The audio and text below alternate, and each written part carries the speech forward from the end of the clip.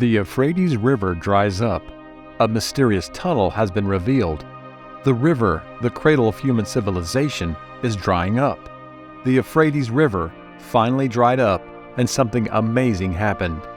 These are just some of the headlines that have flooded us in recent years. But the biggest sensation is far from what we would find buried under the ancient river. The most incredible fact about what is happening is rooted in the fact that even the thousands of years ago, it was written that this event would happen, and with such details that literally make us cringe. A cursory example is found in the Old Testament. There, the Euphrates River is described as an extreme important means of support for Israel's enemies, Assyria and Babylon. The river runs through Babylon and is important to the city because it irrigates crops and provides water for the people. Babylon cannot survive without the Euphrates. Revelation chapter 16, verse 12. The sixth angel poured out his bowl on the great river Euphrates, and its water dried up to prepare the way for the kings of the east. This verse is part of a larger narrative about the 7 bowls of God's wrath being poured out onto the earth. The drying up the river is believed to be a symbolic representation of the removal of the barriers that prevent the forces of evil from gathering for the final battle known as Armageddon. The kings of the east are sometimes interpreted as the armies or forces that will take part in this climatic conflict. Could it be that we are on the verge of witnessing the second coming of Jesus Christ? It's a troubling possibility that more and more religious scholars are telling us we need to consider. The Euphrates and Tigris rivers made their way through present-day Syria and Iraq, eventually emptying into the Persian Gulf. These rivers nourished ancient civilizations for millennia, giving birth to the cradle of human history in Mesopotamia. The Euphrates River is even mentioned in the Holy Scriptures as the river supplied water to the Garden of Eden. In 2021, United States government report predicted that this vital river would dry up by 2040. Could this be a mere coincidence, or is there a deeper, prophetic meaning behind these events? We are looking for the answers in this video.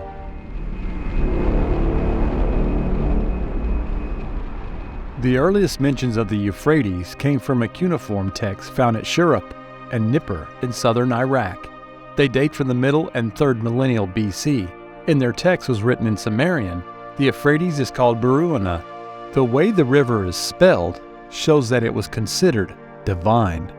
In Sumerian, the name of the city of Sipirf in modern-day Iraq contains the same cuneiform sign used as designation for religious names of deities and related concepts, indicating the historical strong connection between the city and the river. The Euphrates is the longest river in Western Asia. It originates from the confluence of the Kara Su, or West Euphrates, and the Murat Su, East Euphrates, upstream from the city of Kaban in southeastern Turkey. Dowdy and Franken set the length of the Euphrates from the source of the Merit River to its confluence with the Tigris at 3,000 kilometers, 1,900 miles, of which 1,230, 760 miles are in Turkey, 710, 440 miles in Syria, and 1,060, 660 miles in Syria in Iraq. Early occupation of the Euphrates Basin was confined to its upper reaches, and that is the area known as the Fertile Crescent. Achillean stone artifacts have been found in Sajur Basin and El Kowam Oasis in the central Syrian steppe, along with the remains of Homo erectus, which have been dated to 450,000 years old. In the Taurus Mountains and the upper Syrian Euphrates Valley, early permanent villages such as Abu Huraira were originally inhabited by hunter-gatherers, but later the earliest architecturalists emerged here. If you like what we do, support us by subscribing to the channel. NASA satellites closely monitor the process of drying up this historic river for mankind. Back in 2013, they found that since 2003, the Tigris and the Euphrates basins have lost a staggering 144 cubic kilometers of water.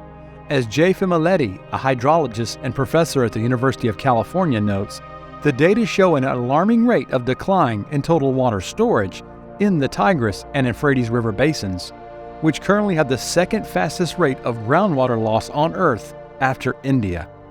What does it all mean? Are we witnessing the fulfillment of the biblical prophecy, or is it just a sobering reminder of the consequences of changing climate? The Euphrates River has been at the center of human history for centuries, and now it is drawing our attention again as it dries up before our eyes. It's difficult not to worry about the future development of the situation.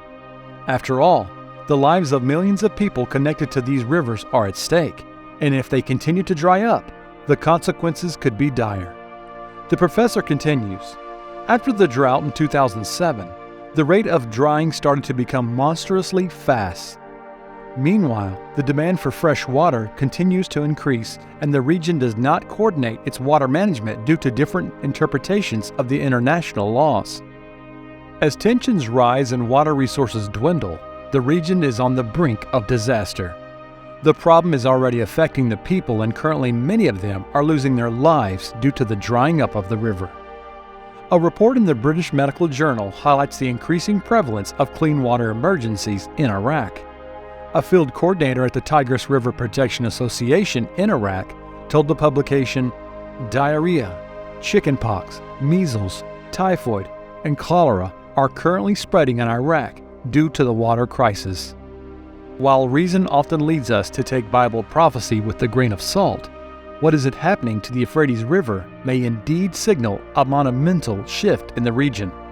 As rivers dry up and tensions escalate, we can't help but ask, what future awaits the millions of people who rely on these ancient waters?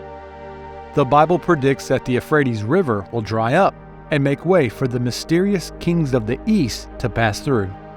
The vast river, which stretches more than 1,800 miles long and 300 meters wide, has long been a formidable barrier and a vital source of life in the region. But who are these kings from the east? Biblical scholars and theologians hotly debate this question. One compelling hypothesis suggests that it represents the rise of China and other Asian nations as powerful political and economic powers. Most impressive is an intriguing prediction recorded in Revelation chapter 9, verses 16 through 18. Eastern kings will command a staggering army of 200 million men. Interestingly, at the time that book was written, the entire population of the world did not even reach that number.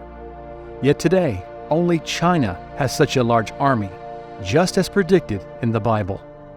Regardless of their exact identity, the Eastern kings are undoubtedly significant players in the end times, designed to take part of the climatic battles before Jesus returns. One thing is certain, however, to reach the fabled Valley of Armageddon, this colossal force must first pass through the Euphrates River.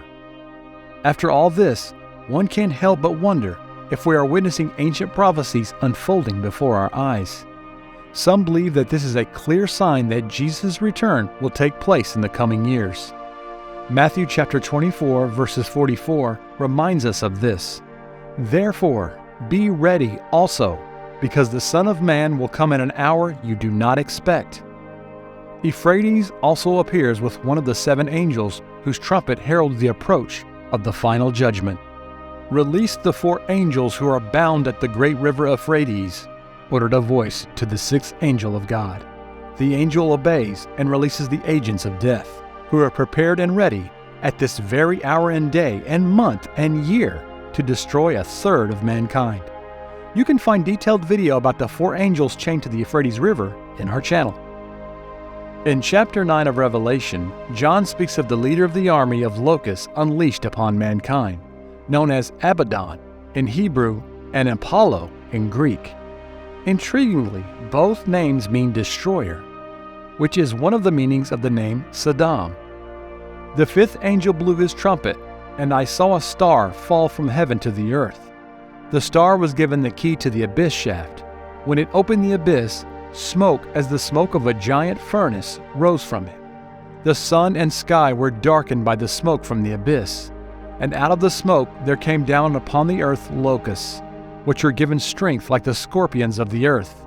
They were told not to harm the grass of the earth, nor any plant or tree, but only those people who did not have God's seal on their foreheads.